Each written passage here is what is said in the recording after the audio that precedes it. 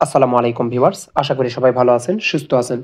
আজকের ভিডিওতে আমি ফেসবুক পেজ কিভাবে ডিলিট করতে হয় 2024 এর শেষে সেটাই দেখাবো, সাথে থাকবেন। ভিডিওটি আপনাদের অনেক উপকারে আসবে। আমরা ফেসবুকে যাব। ফেসবুকে গিয়ে এটা আমার অ্যাকাউন্ট, এর অধীনে আমার বেশ কয়েকটা পেজ আছে। পেজের মধ্যে একটি ডিলিট করব।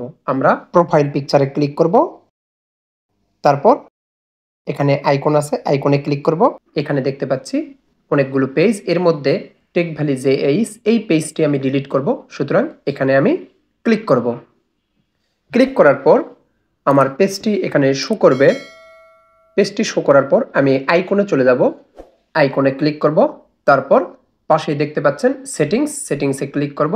সেটিংসে ক্লিক করে আমরা স্ক্রল ডাউন করে নিচের দিকে চলে আসব। এখানে দেখতে পাচ্ছেন অ্যাক্সেস অ্যান্ড কন্ট্রোল, ক্লিক করব।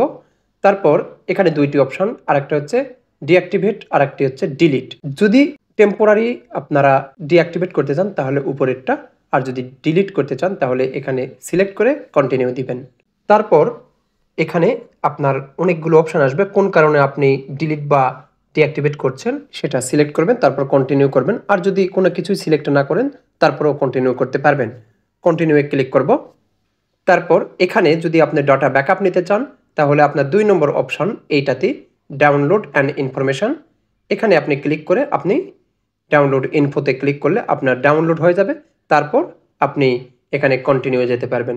আমি কোনো কিছুই করব না, কন্টিনিউয়ে যাব। তারপর এখানে যেই ফেসবুক অ্যাকাউন্টের অধীনে পেজটি আছে সেই অ্যাকাউন্টটি এখানে শো করবে এবং এর পাসওয়ার্ডটি এখানে দিয়ে দিবেন। আমি পাসওয়ার্ডটি দিয়ে দিচ্ছি। এই অ্যাকাউন্টের অধীনে আমার ফেসবুক পেজটি আছে, দিয়ে দিলাম এবং কন্টিনিউ করব। তারপর আবারও আপনার অনুমতি চাইবে, এখানে কন্টিনিউ দিবেন। তারপর এখানে আপনার পেজটি আবারও দেখানো হবে এবং অনুমতি চাওয়া হবে। আপনারা চাইলে কন্টিনিউ দিতে পারেন। কয়েক সেকেন্ড সময় নেবে, তারপর পেজটি ডিলিট হয়ে যাবে।